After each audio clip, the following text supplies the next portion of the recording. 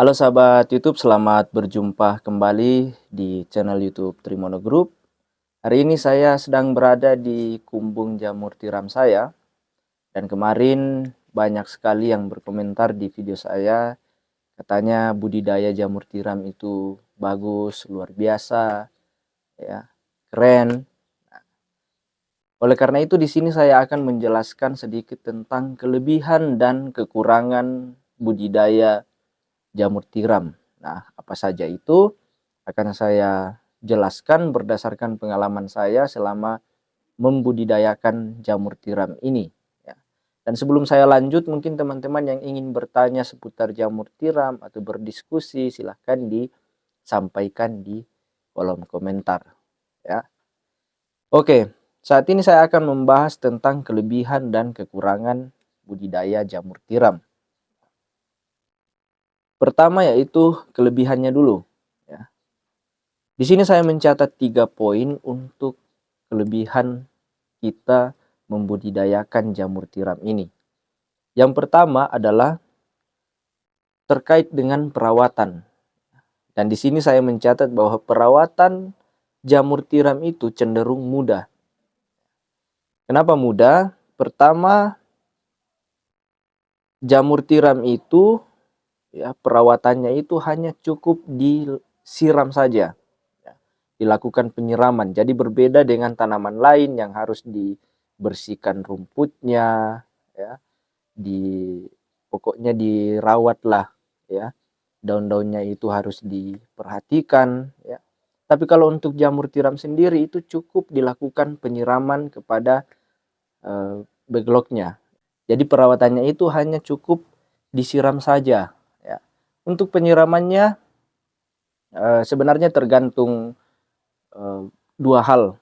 Yang pertama, daerah, ya. Daerahnya apakah dia itu berada di daerah panas atau dia berada di daerah pegunungan. Nah, itu juga berpengaruh pada teknik penyiramannya.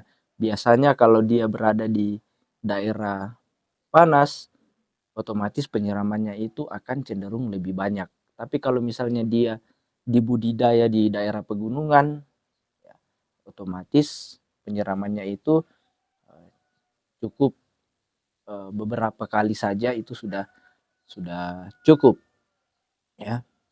Lalu yang kedua juga tergantung cuaca tentunya. Kalau misalnya dia musimnya musim hujan, penyiramannya juga dikurangi, ya. Dikurangi karena sudah dingin, ya. Mungkin cukup 1 kali atau 2 kali tergantung kebutuhan lah, ya, berapa kali kalau dia musim hujan. Kalau dia musim kering itu otomatis, ya, atau musim panas otomatis dia akan lebih banyak, ya, disiram, ya, bisa sampai 4 kali sehari atau mungkin bisa sampai 7 kali kalau memang dia saat itu sedang musim kemarau, ya, musim panas. Selain daripada dua faktor ini juga sebenarnya kita bisa atur sendiri tergantung dengan tampilan backlog saat itu. Kalau misalnya dia musim hujan dan kita sudah melakukan penyiraman, kemudian kita perhatikan lagi, ternyata dia itu 1 jam setelah itu sudah kering, otomatis kita akan melakukan penyiraman lagi, ya, seperti itu. Nah, tapi untuk penyiraman dan teknik-tekniknya mungkin kita akan bahas di materi berikutnya, ya. Jadi itu ada 2 faktor yang mempengaruhi tentang perawatan jamur tiram ini. Dan di sini saya mencatat bahwa perawatan jamur tiram ini sebenarnya itu cenderung lebih mudah daripada tanaman-tanaman yang lain atau daripada budidaya-budidaya yang lain. Bukan saya merendahkan budidaya lain atau menyampingkan, tapi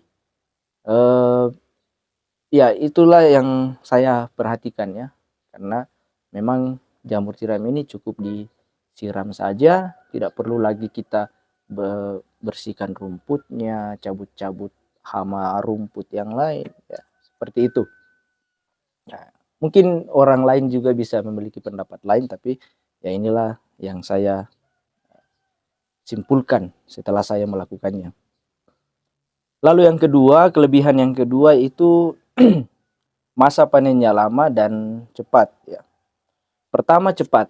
Memang jamur tiram ini masa panennya itu cepat ya, dari masa inkubasi sampai panen itu cepat karena hanya ya sekitar 1 bulan itu sudah bisa dipanen. Kalau misalnya tanaman lain ada yang 3 bulan ya, paling cepat itu 3 bulan baru bisa dipanen ya, 3 bulan. Nah tapi kalau jamur tiram ini 1 bulan dalam masa inkubasi itu sudah bisa tumbuh dan sudah bisa dipanen. Itu kenapa saya katakan cepat. Lalu yang kedua, masa panennya itu lama karena dalam satu backlog ya, itu bertahan sampai 4 sampai 6 bulan masa produksinya. Jadi satu kali kita meramu backlog, dibibit, inkubasi, kemudian setelah memasuki masa panen ya, dia akan produktif selama 4 sampai 6 bulan ya, tergantung backlognya. Tapi biasanya itu 4 bulan minimal ya, minimal 4 bulan, 4 sampai 6 bulan untuk masa produksinya ya. Jadi memang lama, tidak ya, kembali lagi berbeda dengan tanaman lain yang setelah panen 3 bulan itu langsung dicabut, langsung dipanen, kemudian dimulai lagi dari awal. Tapi kalau untuk ini budidaya jamur tiram ini, satu kali pembuatan itu kita bisa panen beberapa kali dalam jangka waktu 4 sampai 6 bulan. Seperti itu. Makanya saya bilang ini lebih kelebihannya ya. Lalu yang ketiga adalah pasarannya ini relatif gampang juga ya, dan saya akan garis bawahi untuk pasarannya ini sebenarnya ini juga dipengaruhi oleh faktor lingkungan ya, tergantung daerah masing-masing. Kalau misalnya kita melakukan budidaya di daerah yang sudah terbiasa dengan mengkonsumsi jamur tiram, sudah mengenal jamur tiram, otomatis akan lebih mudah. Misalnya saya berikan contoh di daerah Jawa, masyarakatnya itu sudah sangat terbiasa dengan jamur tiram, sudah terbiasa mengonsumsi jamur tiram, otomatis mereka akan lebih mudah untuk membeli saat kita tawarkan. Tetapi kalau misalnya di luar Pulau Jawa, contohnya ya, contohnya di Mamasa, Sulawesi Barat itu masyarakatnya itu masih cenderung belum mengenal jamur tiram, belum terbiasa ya. Belum terbiasa mengonsumsi yang namanya jamur tiram ya. Jadi banyak masyarakat yang masih ragu apakah ini sehat, apakah ini tidak keracunan ya, jangan sampai, jadi mereka itu masih takut jangan sampai kita konsumsi dan kita keracunan karena memang belum terbiasa ya, belum terbiasa dengan yang namanya jamur tiram. Berbeda dengan di Jawa karena mereka sudah terbiasa. Tapi bagusnya untuk Mamasa sendiri adalah karena di Mamasa ini bisa dikatakan belum ada pembudidaya jamur tiram, hanya beberapa. Kalau di Mamasa saya hitung sendiri baru ada 3 lokasi budidaya jamur tiram. Ya mungkin sekarang masih agak ini ya, saat pemasarannya itu hanya orang-orang tertentu saja yang memang sudah mengenal jamur tiram, belum ke masyarakat luas. Tapi nanti seiring berjalannya waktu, perkembangannya suatu daerah, otomatis ini akan menjadi makanan yang sangat diminati oleh masyarakat. Kalau misalnya masyarakat sudah terbiasa dan sudah mengenal jamur tiram ini. Itu untuk pasarannya ya. Nah, Itulah kelebihan dari budidaya jamur tiram, dan sekarang kita akan melangkah pada kekurangannya. Apa sih kekurangan budidaya jamur tiram ini atau kelemahannya ya? Nah, di sini saya mencatat 2 poin terkait dengan kekurangan eh, atau kelemahan dalam budidaya jamur tiram itu. Yang pertama itu adalah keterikatan ya.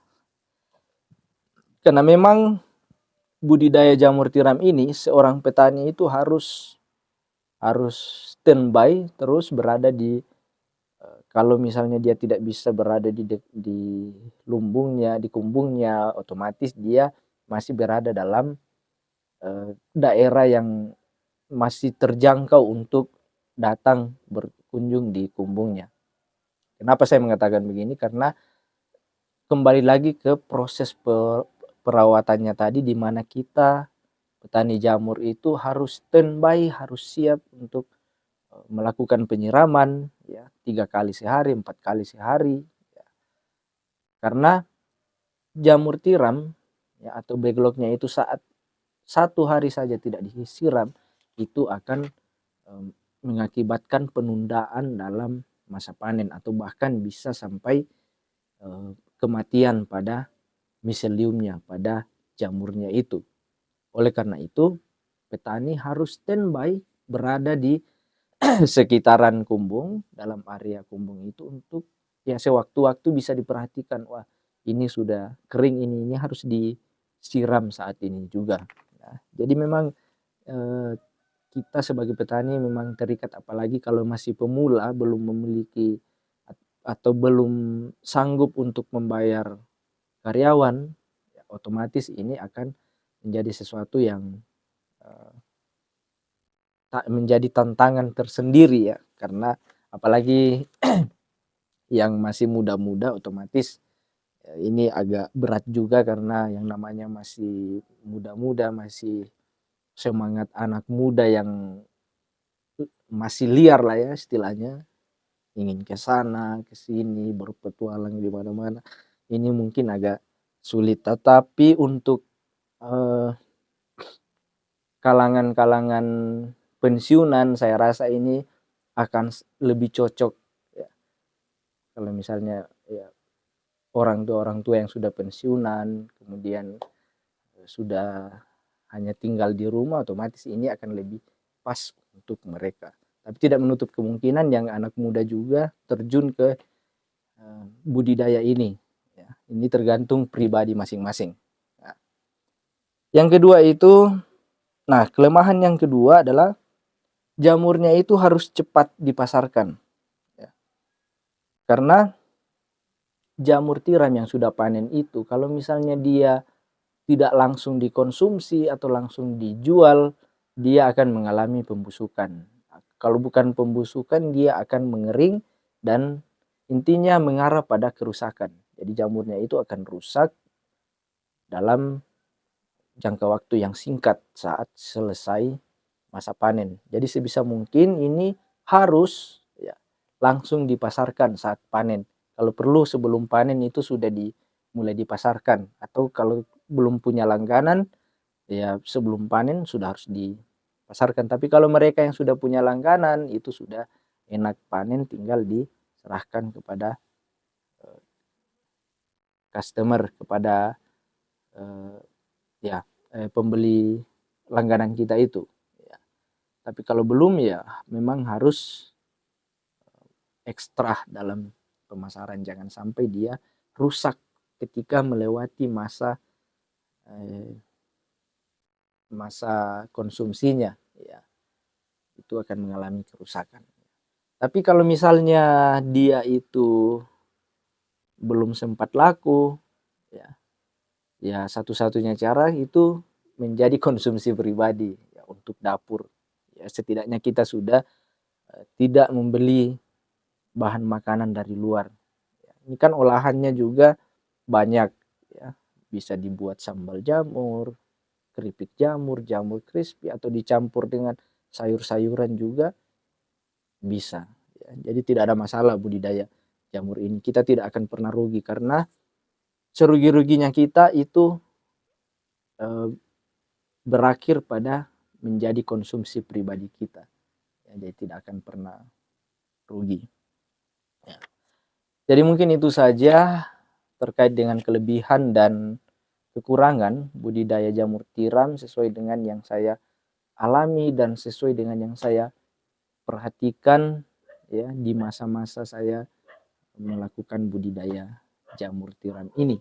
Ya, semoga video ini bisa bermanfaat, bisa menjadi motivasi, dan sekali lagi bagi teman-teman yang mau bertanya terkait dengan jamur tiram itu bisa disampaikan di kolom komentar. Oke, semoga video ini bermanfaat dan sampai jumpa.